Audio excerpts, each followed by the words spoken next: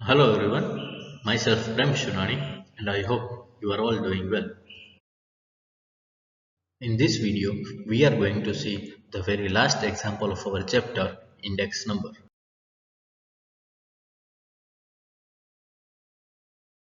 Example 24, the very last example which has 8 sub questions in it. The very first is the price of wheat was rupees 1600 per quintal in the year 2014 and it was rupees 1800 per quintal in the year 2015.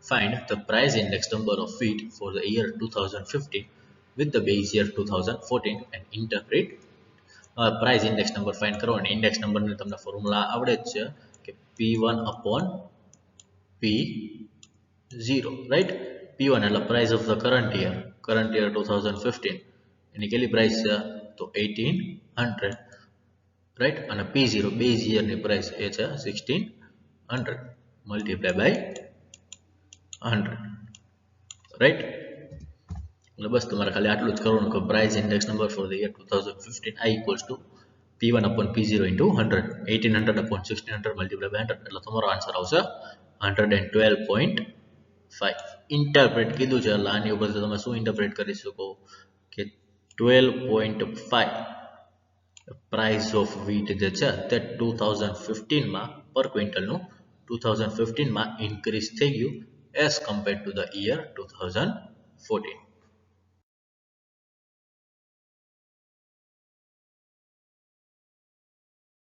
The next sub question is the last price index number is 8 upon 9 times the Fisher's index number. If the Fisher's index number is 180, find the purchase index number. કે તમને last price index number તમને કહી દીધું છે કે 8 upon 9 times છે 8 upon 9 times કોના તો Fisher's index number એટલે તમારું last price index number આવી ગયું 8 upon 9 into Fisher's index number. Next sentence તમે વાંચો તો એમાં તમને કહી દીધું છે કે ફિશર્સ ઇન્ડેક્સ નંબર ઇઝ 180 એટલે તમને આની વેલ્યુ આપી દીધી ફિશર્સ ઇન્ડેક્સ નંબર IF કેટલી કહી દીધી છે 180 રાઈટ તો IF ની જગ્યાએ 180 રાખો અને પછી સોલ્વ કરો તો મારી લાસ્ટ પેર્સની વેલ્યુ આવશે 160 અને ફિશર્સ તમારે આવી ગયું 180 જે ક્વેશ્ચનમાં તમને કહી દીધું હવે તમારે ખાલી પાસ્ચેસ ઇન્ડેક્સ નંબર ફાઇન્ડ કરવાનો તો ફિશર્સ ઇન્ડેક્સ નંબરની ફોર્મ્યુલા રાખવાની root of IL into IP last pairs into purchase index number IF 180 ક્વેશ્ચનમાં કહી દીધું root of IL last pairs index number 160 તમે અત્યારે ઉપર ફાઇન્ડ કર્યું તે અને ઇન્ટુ IP એટલે purchase index number હવે રૂટ ઇક્વલ્સ નું ઓલી બાજુ જાય તો સ્ક્વેર થઈ જાય રાઈટ આવું તમે 7th 8th માં શીખી ગયા કે રૂટ ઇક્વલ્સ નું ઓલી બાજુ જાય એટલે સ્ક્વેર થઈ જાય એટલે અહીંયા વચ્ચે કાંઈ નહીં એટલે 180 નો square equals to 160 into IP 180 નો સ્ક્વેર એટલે 180 into 180 equals to 160 equals to બધું જાય એટલે ડિવિઝન થઈ જાય એટલે ડિવાઇડેડ બાય 160 એટલે purchase ઇન્ડેક્સ નંબર આવશે તમારા 202.5.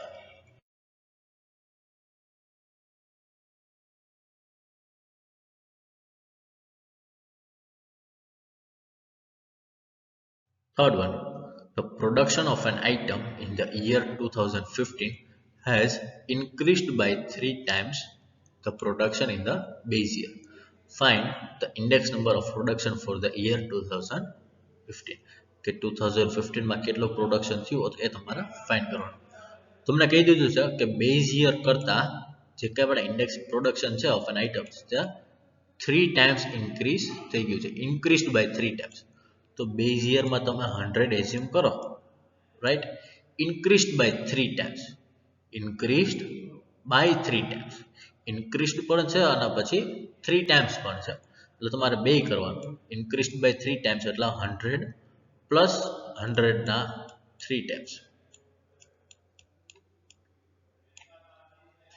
increased by 3 times એટલે 3 times કરો તો કેટલો આવે 100 into 3 એ ઇન્ક્રીઝ થઈ ગયું એટલે એડ થઈ ગયું કોના કરતા બેઝ યર એટલે બેઝ યર તમારે લેવાનું એમાં જે કઈ પણ પ્રોડક્શન ઓફ આઇટમ હશે એ 100 હશે એટલે 100 પ્લસ 100 into 3 રાઈટ એટલે કેટલો આવશે તમારા 400 એટલે એ જ તમને ક્વેશ્ચનમાં કીધું છે કે ઇન્ડેક્સ નંબર બેઝ યરમાં તમે 100 એઝ્યુમ કરો, રાઈટ. ઇન્ક્રીઝડ કીધું છે એટલે ઇન્ક્રીઝ થઈ ગયું. એડ કરવાનું, કેટલું એડ કરવાનું? તો 3 ટાઈમ્સ એડ કરવાનું. તો 3 into 100 એટલે 100 plus 300 એટલે આવશે તમારા 400.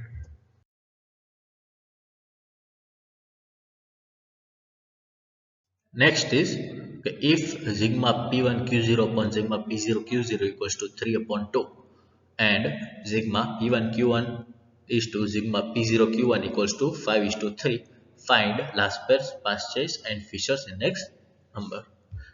તમને આ વેલ્યુ કહી દીધી કે આ જે કંઈ પણ ફર્સ્ટ જે તમને રેશિયો આપેલો છે એ લાસ્પેર્સનો આપેલો, આ જે છે એ પાસ્ચેસની ફોર્મ્યુલાનો છે.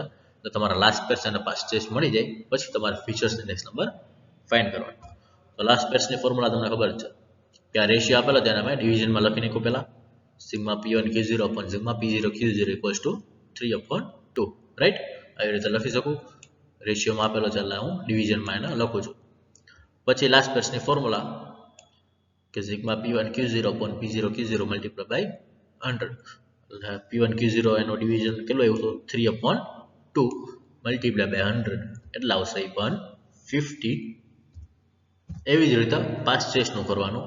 આ રેશિયોમાં છે એના મેં ડિવિઝનમાં લખી નાખ્યું એટલે એ એવું 5 upon 3.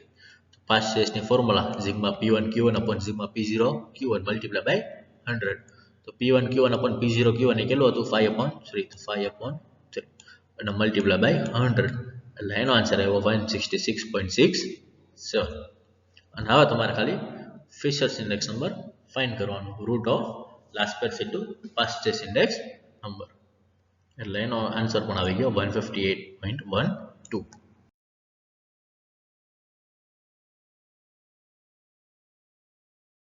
Next, fifth one.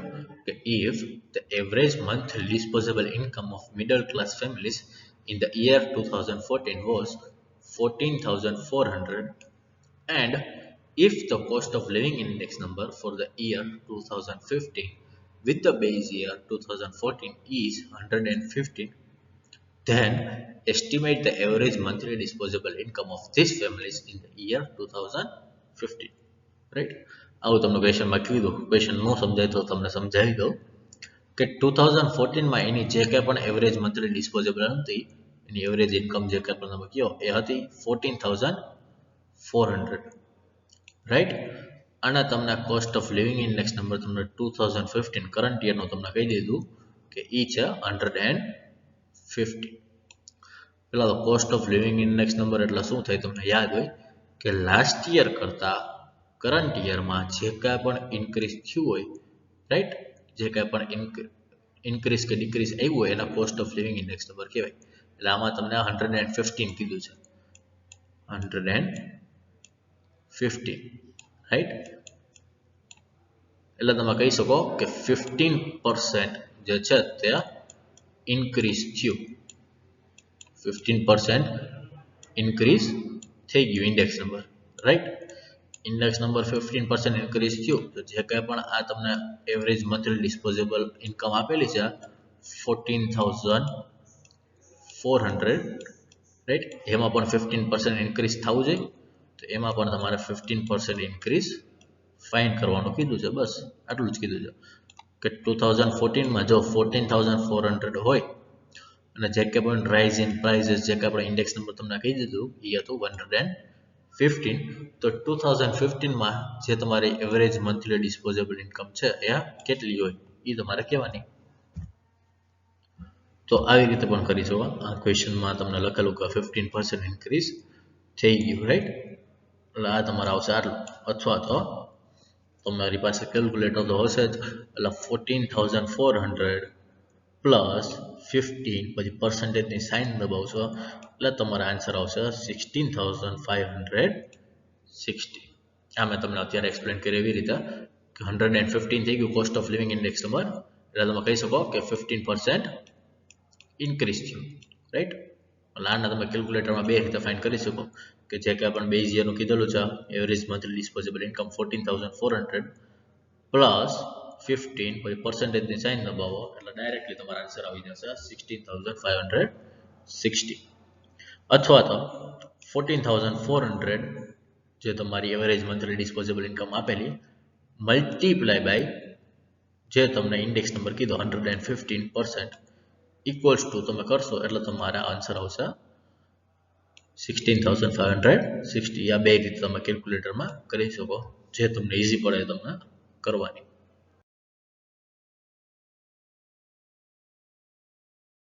Next, sixth one. If the cost of living index number of the current year has increased to 180 from the base year index number 100, and if the average income of workers has increased from 6,000 to 9,000, is there an increase or decrease in the purchasing power of the workers? How much it is? કે તમને ક્વેશ્ચનમાં કીધું છે કે જે કાંઈ પણ index number છે તે ઇન્ક્રીઝડ ટુ 180, એ વધી ગયો અને 180 થઈ ગયો. ઇન્ક્રીઝડ ટુ કીધું છે, ઇન્ક્રીઝડ બાય નથી, ઇન્ક્રીઝડ ટુ એટલે 180 તમારે થઈ ગયું. લાસ્ટ યર 100 હતું અને અત્યારે થઈ ગયું 180, આવું કીધું છે. ઇન્ક્રીઝડ બાય 180 નથી એટલે 280 કરતા નહીં, આપ મિસ્ટેક કરતા નહીં. ઇન્ક્રીઝડ બાય નથી કીધું, ઇન્ક્રીઝડ ટુ છે. Right? And if the average monthly has increased from 6,000 to 9,000, is there an increase or decrease in the purchasing power of the workers and how much it is? Right? તો હવે તમારે આને solve કરવાનું કે for example કે જે કે આપણને એવરેજ ઇન્કમ હતી તો બેઝ યરમાં 6,000 હતી અને ઇન્ક્રીઝ થઈને 9,000 થઈ ગઈ. રાઈટ? તો આ જે કાંઈ પણ વધ્યા છે બરાબર, તો ઇન્ડેક્સ નંબર પ્રમાણે બરોબર છે, એ ઇન્ક્રીઝડ છે કે ડિક્રીઝડ છે, વધારે છે કે ઓછા છે પરચેસિંગ પાવર, તો એ તમારે ફાઇન્ડ કરવાનું. એટલે જે કંઈ પણ તમને 6,000 આપેલા અને પહેલાના સમમાં કર્યું આપણે એવી જ રીતે કરવાનું. એટલે 6,000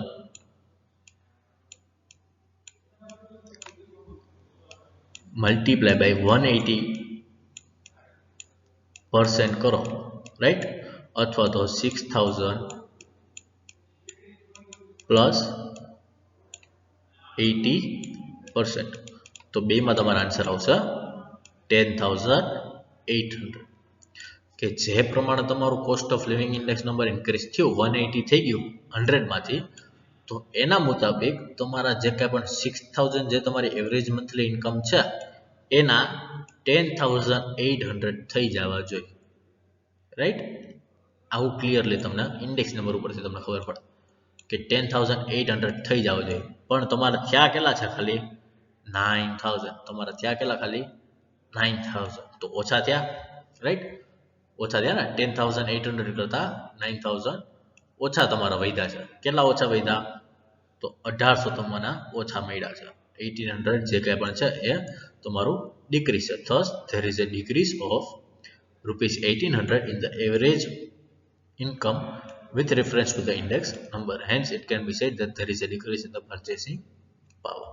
એટલે તમને જેટલા મળવા જોઈએ 10,800 તમને મળવા જોઈએ બરાબર, cost of living index number 180 થઈ ગયું એના મુતાબિક 10,800 તમને મળવા જોઈએ, પણ તમને ખાલી 9,000 જ મળ્યા છે. તો તમારા 1,800 ઓછા મળ્યા. રાઈટ? 1,800 તમને ઓછા મળ્યા છે. તો એ જ તમને લખેલું છે કે there is a decrease of ₹1,800 in the average income with reference to the index number. એટલે તમે કહી શકો કે ડિક્રીઝ પરચેસિંગ પાવરમાં શું છે, તમને ઓછા મળ્યા, જેટલા મળવા જોઈએ એના કરતાં ઓછા મળ્યા, એટલે તમારી પરચેસિંગ પાવર જે છે તે ડિક્રીઝ થઈ ગઈ છે. Next example 7, sub question 7. The wholesale price index number of the year 2015 and 2016 are found to be 150.2 and 165.7 respectively. Find the rate of inflation using index numbers of both the years.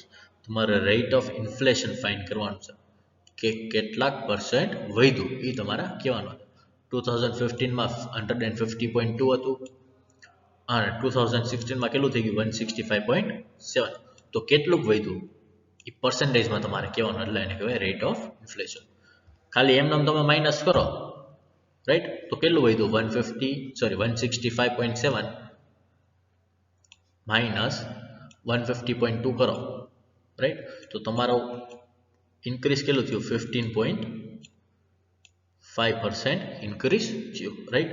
તમારે as a percentage જોઈ છે કેટલા percent increase થયું, તો તમે કોની સાથે compare કરો છો, બેઝ યર સાથે. તો બેઝ યરનું કેટલું છે 150.2. તો એ નીચે ડિવિઝનમાં પર્સન્ટેજમાં તમારે ફાઇન્ડ કરવાના છે એટલે મલ્ટીપ્લાય બાય 100 એટલે તમારો આન્સર આવશે 10.32% ઇન્ક્રીઝ થયું. એટલે તમે કહી શકો કે લાસ્ટ યર 2015 કરતાં 10.32% ઇન્ક્રીઝ થઈ ગયું છે, રાઈટ. આવું તમને રેટ ઓફ ઇન્ફ્લેશનથી ખબર પડે. બાકી એની આવડે મોટી બધી ફોર્મ્યુલા. આ તો તમને મેં ખાલી તમને શોર્ટ રીતે તમને એક્સપ્લેન કર્યું, રાઈટ. કે ઇન્ક્રીઝ તમારે 15.5 થયું, પણ એઝ એ 100% તમારે કેટલું ઇન્ક્રીઝ થયું એ તમારે ફાઇન્ડ કરવાનું. તો ડિવાઇડેડ બાય જે તમે બેઝ યર લેતા હોય 150.2 અને મલ્ટીપ્લાય બાય 100 પર્સન્ટેજમાં જોઈએ છે એટલે આવશે 10.32. તો તમે કહી શકો કે 10.32% તમારું રેટ ઓફ ઇન્ફ્લેશન છે એટલે 10.32% તમારો ઇન્ક્રીઝ થયું. Last sub question 8. Okay, if the increase in the price relatives of three items are 250%, 265% and 300% respectively, and if the ratio of the importance of these items is 8:7:5, find the general price index number. કે જે કાંઈ પણ increase થયું price રિલેટિવ્સમાં, price relatives એટલે આઈ index નંબરમાં, એ તમને કહી દીધું 250%, 265% અને 300%, રાઈટ. ઇન્ક્રીઝ થયું છે, increased if the increase in the price relative એટલે આટલું ઇન્ક્રીઝ થયું 250% ઇન્ક્રીઝ થયું એટલે પહેલા 100 હોય તો એમાં 250% એડ કરો અથવા 250 એડ કરો એટલે તમારો આન્સર આવશે 350. એટલે આઈ તમારા આવી ગયો 350. Increased by, right, increase to 2 નથી, ઇન્ક્રીઝ બાય 250% એવું તમને કીધું. ઇન્ક્રીઝ કીધું છે, ઇન્ક્રીઝ ખાલી વધી ગયું એમ કીધું, 250% વધી ગયું એટલે પહેલા 100 તમે એઝ્યુમ કરો એમાં 250 ઇન્ક્રીઝ થઈ ગયું એટલે તમારો આન્સર આવશે 350. એવી જ રીતે પછી કીધું છે કે 265 ઇન્ક્રીઝ થયું તો 100 પ્લસ 265 એટલે 365 અને લાસ્ટમાં કીધું છે 300% એટલે 100 પ્લસ 300 એટલે આવશે 400. અને પછી એનો ઇમ્પોર્ટન્સ કીધું છે, ઇમ્પોર્ટન્સ એટલે વેઇટ્સ, વેઇટ્સ કીધું દીધું રેશિયોમાં 8:7:5 એટલે 8:7:5 અને ત્રણ આઇટમ્સમાં ખાલી એઝ્યુમ કરી એબીસી તમે ગમે ત્યાં રાખી શકો, રાઈટ. આઈ મળી ગયો, ડબલ્યુ મળી ગયો, હવે ખાલી તમારે જનરલ ઇન્ડેક્સ નંબર ફાઇન્ડ કરવાનો એટલે I W sigma I W upon sigma W. તમને ફોર્મ્યુલા તો બધાને આવડે જ છે. એટલે જનરલ પ્રાઇસ ઇન્ડેક્સ નંબર તમારો આન્સર આવશે 367.75. એટલે તમે કહી શકો કે 267.75% જે કંઈ પણ પ્રાઇસ છે કરંટ યરમાં એ ઇન્ક્રીઝ થયું compared to the base year.